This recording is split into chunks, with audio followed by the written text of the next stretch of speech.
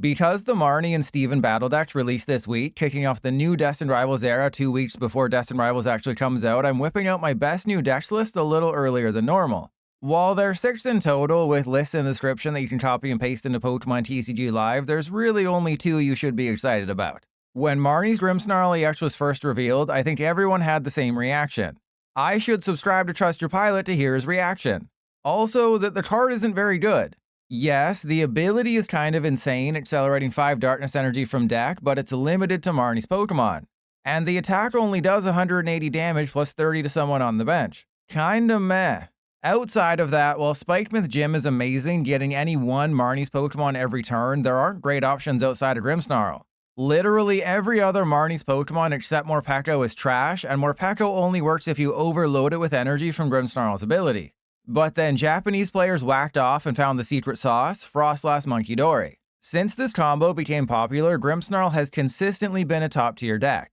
On the left side of the screen, it shows Grimmsnarl at the bottom of A tier among all Japanese decks. On the right side, it shows Grimmsnarl at the top of A tier when you factor in top 4 finishes only. You'll also notice a distinct lack of Team Rocket's Mewtwo EX on either side of the screen, but that's a story for like 10 minutes from now.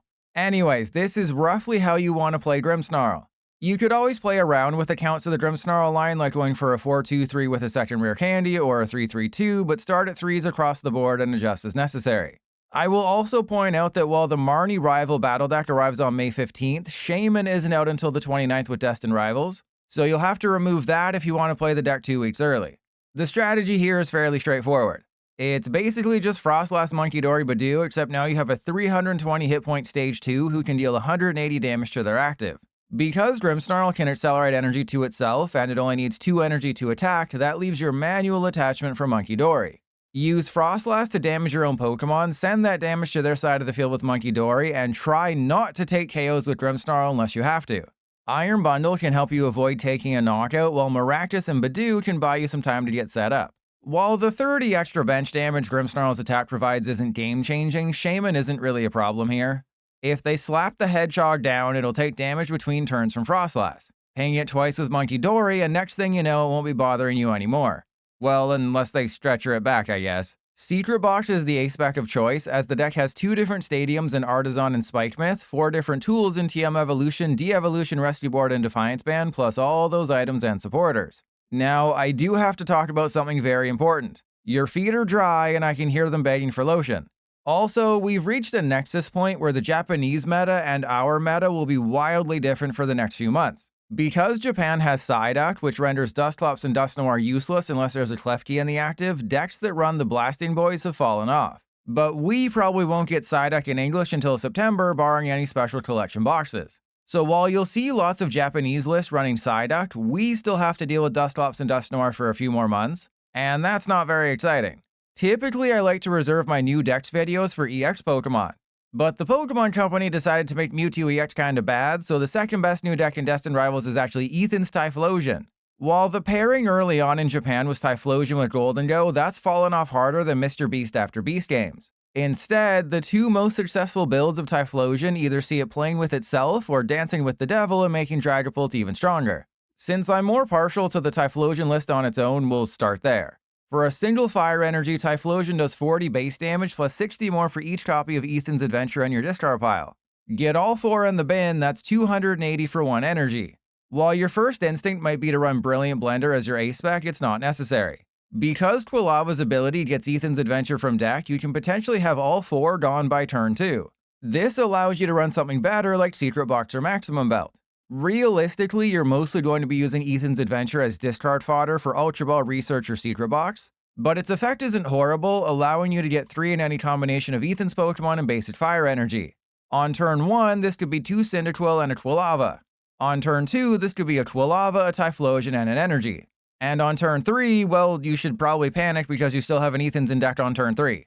For when you inevitably prize Ethan's Adventure, or 2 or 3, there's Redeemable Ticket. Make sure you know this card's text by heart before playing a Typhlosion deck. Basically, it takes your remaining prize cards, then puts them on the bottom of your deck. You then take that many prize cards from the top of your deck and put them in your prizes. So you want to make sure no Ethan's Adventure are left in deck when you exchange that ticket. Of course, PTCGL will prize your 1 copy of the ticket in the games where you actually need it, but as long as it's in your deck, you can blame live for screwing you over and not your deck building skills. This version of Typhlosion doesn't go too crazy.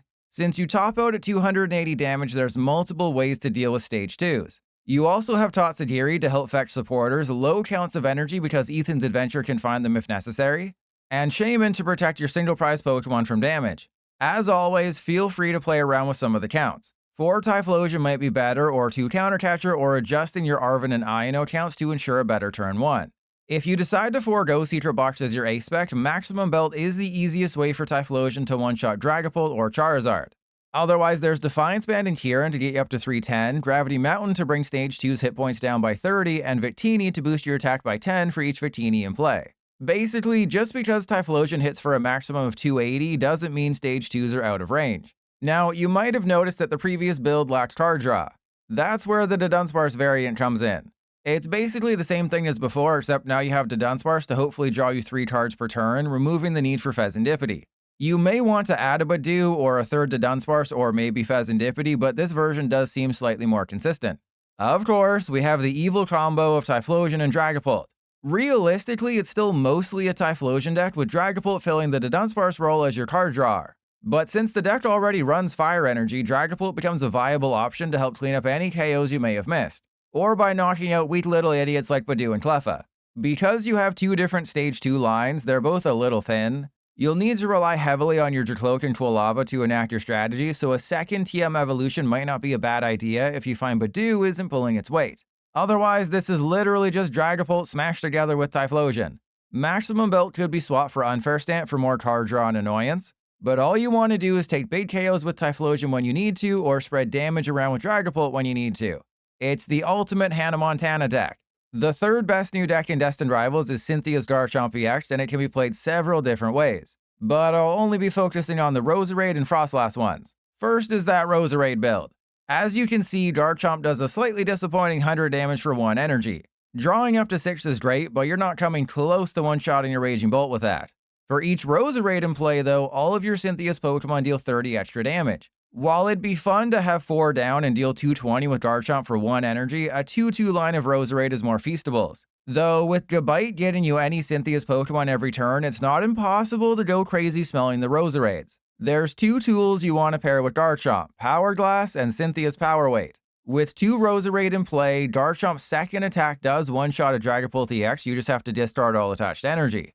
Power Glass re-accelerates one of those lost energy to Garchomp, meaning it's a manual attachment away from doing it again. Or you can attach the Power Weight, turning Garchomp into a 400 hit point beast. Surviving a hit is important because then you can utilize Spiritomb. For a single colorless energy, Cynthia's Spiritomb does 10 damage times the number of damage counters on your bench Cynthia's Pokemon.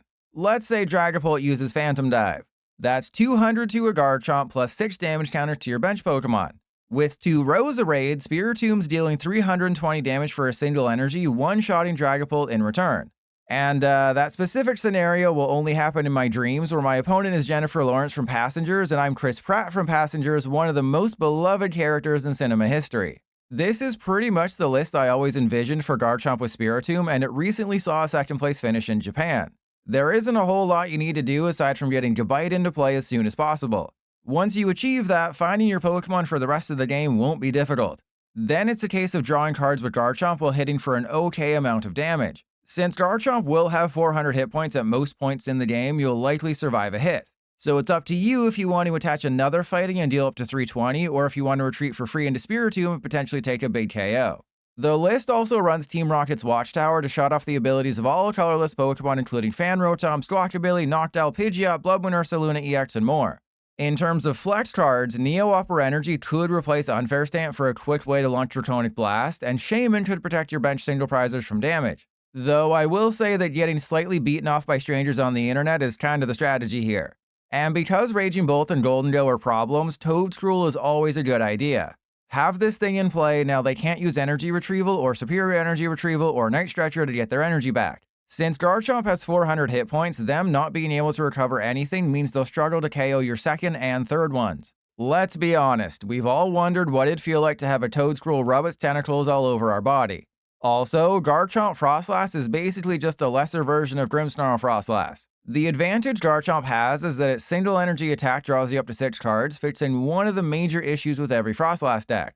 The lack of an ability also means it doesn't get softened up by Froslass. But since it doesn't accelerate energy to itself like Grimmsnarl does, you have to run Crispin or take a turn to manually attach to somebody. So buying a turn with Budew is very important, and so is stalling someone in the active with Maractus or Earthen Vessel.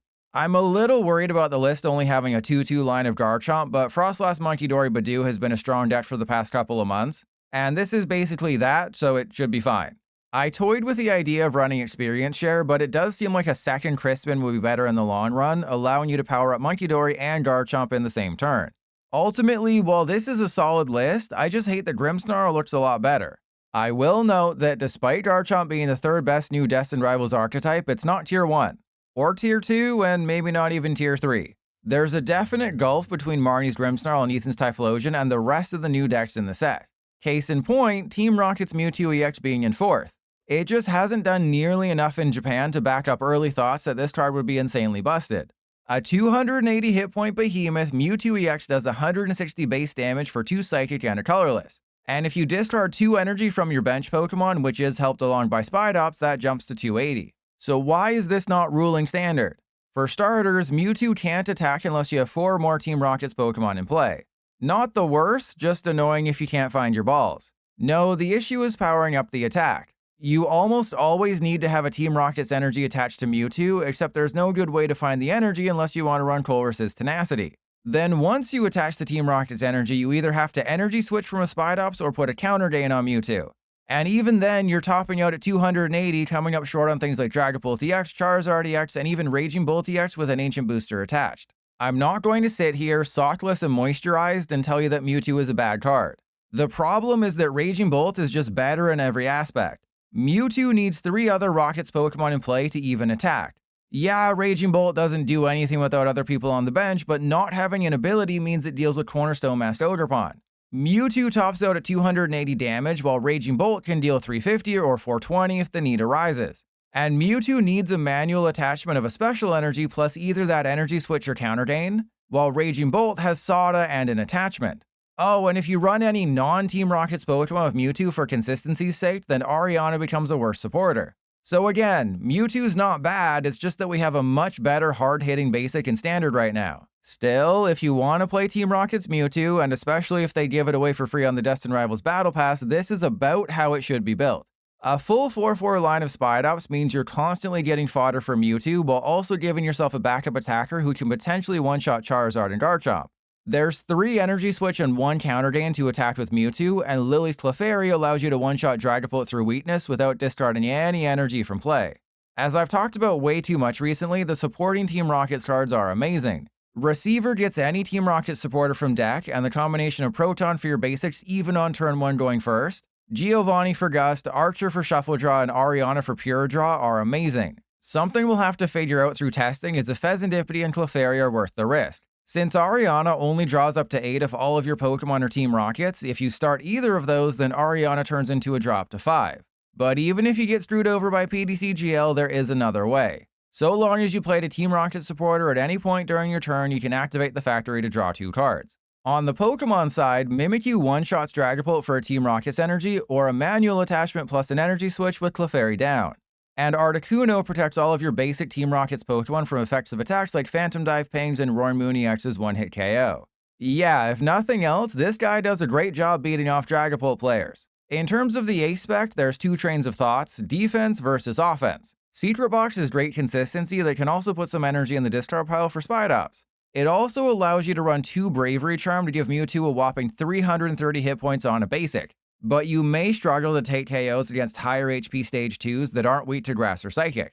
Going with Maximum Belt allows Mewtwo to reach 330, one-shotting everything meaningful, at least until Mega Evolutions arrive later this year. Because it'd feel weird to end the video there, I'll chuck in a couple extra decks that aren't necessarily good, but are at least worth mentioning, beginning with Yanmega EX. And yes, it's pronounced Yanmega, not Yanmega, but no, there's no Mega Yanmega. A 280 hit point stage 1, when Yanmega moves from the bench to the active, you can accelerate 3 grass energy from deck to it. Then for 3 grass and a colorless, it does 210 damage, sending 3 attached energy to one of your bench Pokemon.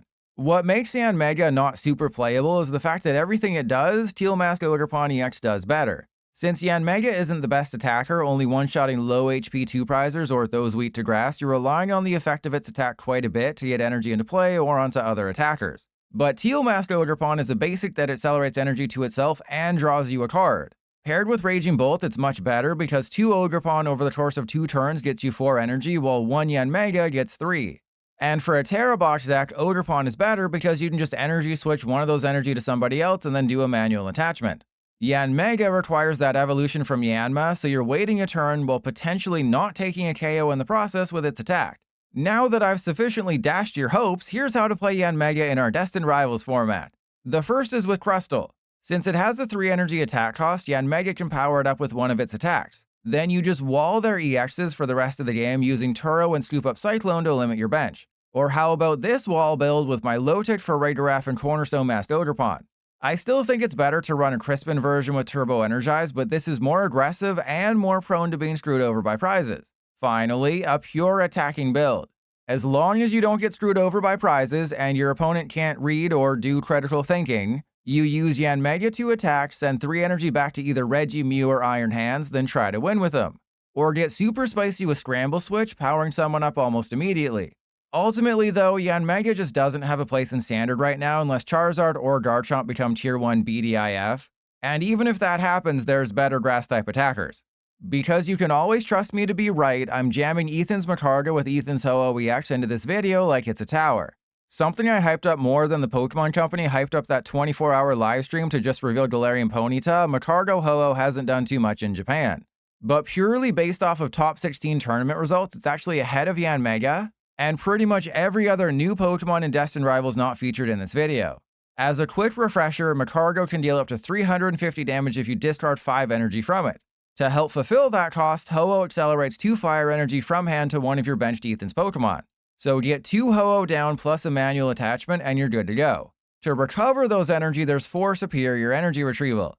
And to get energy in Ethan's Pokemon out of the deck, there's Ethan's Adventure, which I'm slowly coming around to. But I still think Earthen Vessel and playing with your balls is more fun. And that's kinda it. Magcargo Ho-Oh is super straightforward.